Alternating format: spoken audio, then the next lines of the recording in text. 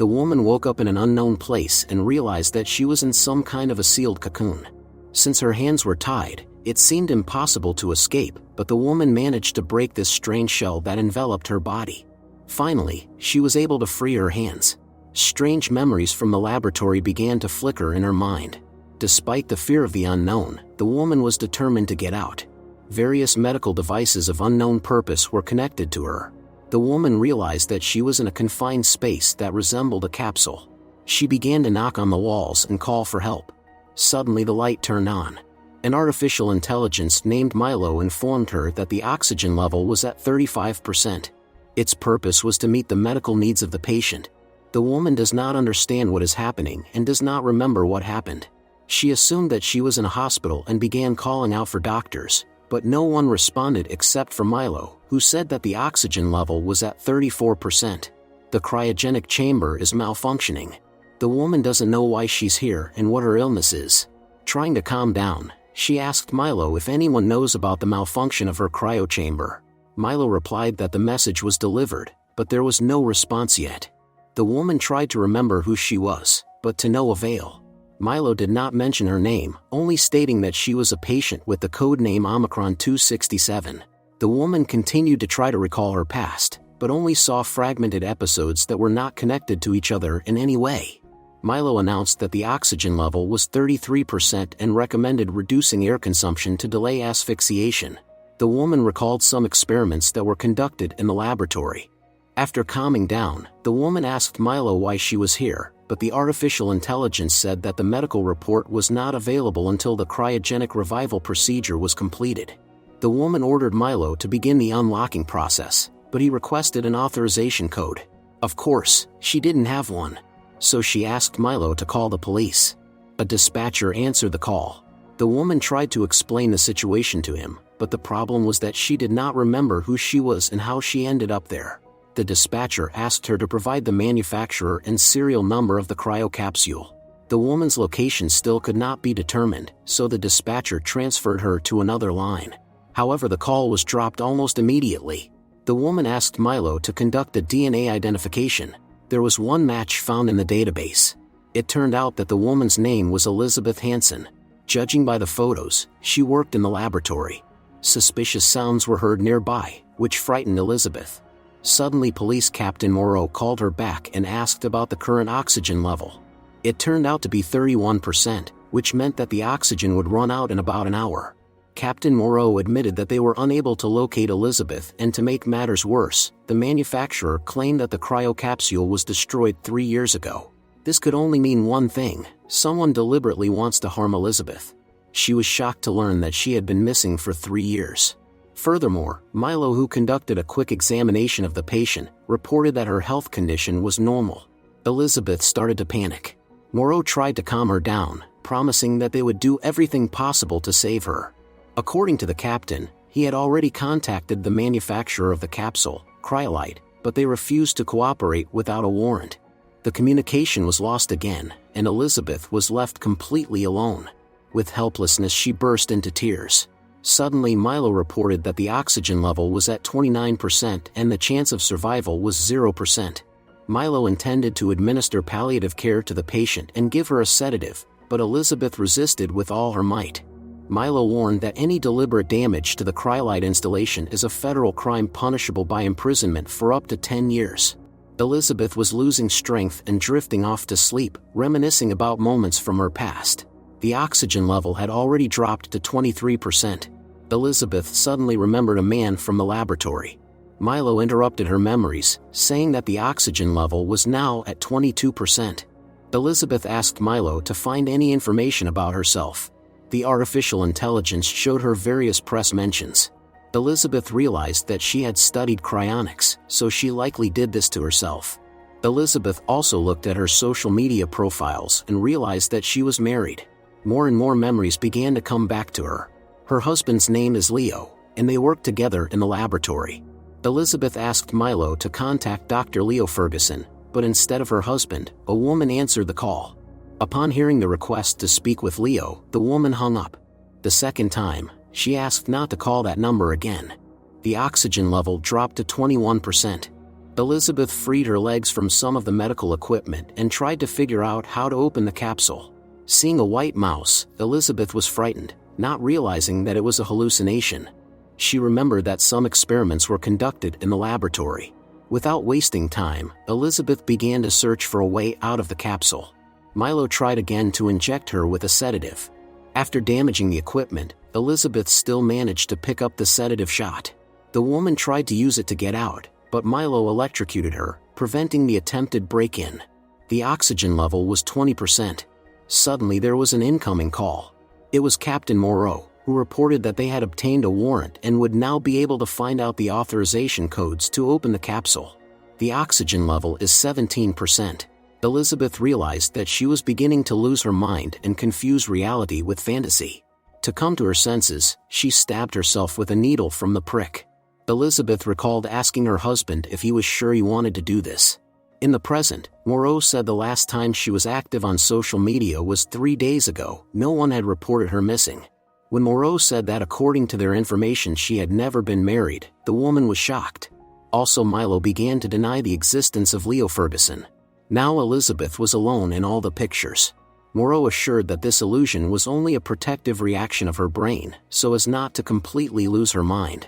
Moreau began to tell Elizabeth facts from her biography, but the woman could remember nothing of the sort. She is still convinced that Leo exists and that her mother's name was Alice, though Moreau denies it. Oxygen remained at 15%. Elizabeth no longer knows what to believe, and began to suspect that Moreau was involved in all of this too. Elizabeth asked Milo to break the connection.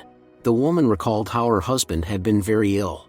He was taken to the hospital in a serious condition, and then what happened, Elizabeth does not know. Captain Moreau kept trying to call Elizabeth, but she ignored the calls, asking Milo to play back the last 30 seconds of the talking and turn up the volume.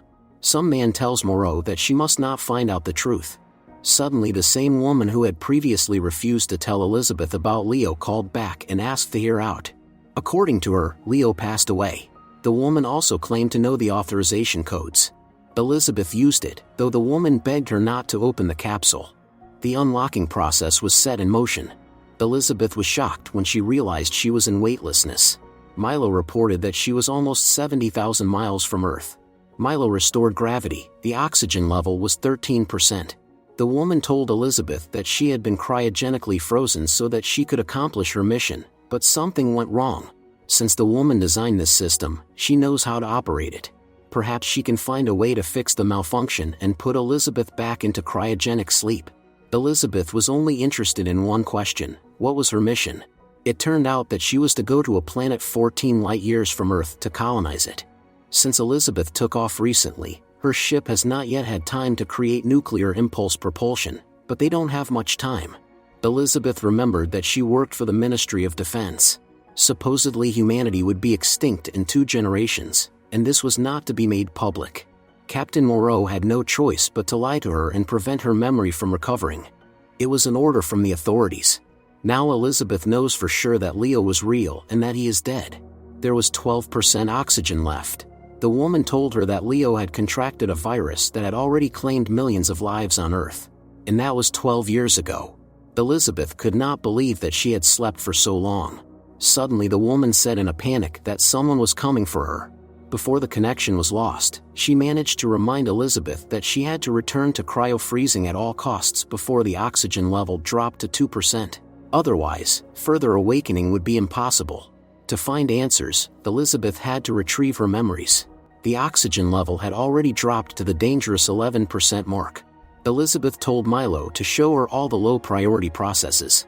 However, if Elizabeth turned off even one process, her body would not last more than 10 days after the flight. Elizabeth continued to frantically remember. When she was electrocuted again for trying to open the capsule, she remembered how Leo was in the ICU. Elizabeth held his hand in the last moments of his life. Leo whispered to her that they would meet again someday. In the present, Elizabeth asked Milo to call Alice Hansen from Paris. When she heard the woman's voice, Elizabeth immediately recognized her mother. Alice asked the daughter why she had not visited her on Sunday. Elizabeth could not hold back her tears. The oxygen level is 6%. Elizabeth made the difficult decision to eject into outer space so as not to suffer. There was 5% oxygen left. Elizabeth was preparing to meet the husband when suddenly it hit her. She asked Milo how many such capsules there were. It turned out that there were 10,000, and it all in close proximity to each other. When Milo removed the filtration, Elizabeth realized she was inside a huge ship. Some passengers had already died due to malfunctions of the cryocapsules. To prevent retina damage from prolonged exposure to ultraviolet radiation, Milo restored the screen filtration and reported that 433 capsules had malfunctioned, including Elizabeth's block. Elizabeth wanted to find Leo among the passengers, but did not know how. The oxygen level was at 4%. Remembering the numbers on the document, Elizabeth realized that it was Leo's capsule number. It turned out that he was still on board, and his block was fully operational. Milo opened Leo's cocoon and showed Elizabeth his face. The woman also noticed that her husband had no scar on his face. She did not understand how it was possible and asked Milo to find Elizabeth Hansen again in the database. Milo started a video where elderly Elizabeth Hansen talked about a unique technology for transferring memory and consciousness. Initially, it was tested on rats. The scientific community was skeptical of this development, but the technology exceeded all expectations. It turns out that Elizabeth's new body was just over 12 years old. She also realized that the woman she recently spoke to through communication was actually herself, only in old age. Elizabeth burst into hysterical laughter, realizing that she was just a clone. And even though she wasn't the real Elizabeth Hansen, she didn't want to die in this box. The oxygen level reached a critical value. In the last minutes of her life, Elizabeth recorded a voice message for Leo. She remembered that they wanted to have children, but then decided it was impractical. Now apparently they are no longer destined to meet in the new world. More than anything, Elizabeth wants to live. Oxygen level is at 3%. To prevent the woman from suffering, Milo initiated the procedure of merciful euthanasia. However, Elizabeth wasn't going to give up just like that and removed all medical tubes and drips from her body, thwarting the euthanasia. Then she ordered Milo to disable the process responsible for controlling all emergency situations in which artificial intelligence must dispose of a human being. However, Milo still cannot immerse her into hypersleep because all catheters are disconnected. Seeing white laboratory mice flooding the capsule, Elizabeth panicked, but quickly realized that it was just a hallucination. Oxygen level is at 2%. Connecting all medical tubes and a brain stimulation device to herself, Elizabeth saw that the oxygen level had dropped to 1%. This means that her chance of surviving the awakening is 0. Elizabeth was resigned to her fate, but suddenly an idea struck her. There was still oxygen left in the lost capsules. So while she would be in cryogenic sleep, Milo could bypass the security protocols and restore the oxygen level in her capsule. This would take over 14,000 hours. Milo was preparing to put Elizabeth into hypersleep, telling her about the planet they were heading to. The journey would take 34 years. Elizabeth fell asleep with a smile on her face. Her body was once again enclosed in a biogenic cocoon. In the last scenes, we see the ship breaking away from Earth under the influence of nuclear impulse thrust. Many years later, Elizabeth and Leo will meet in a new world.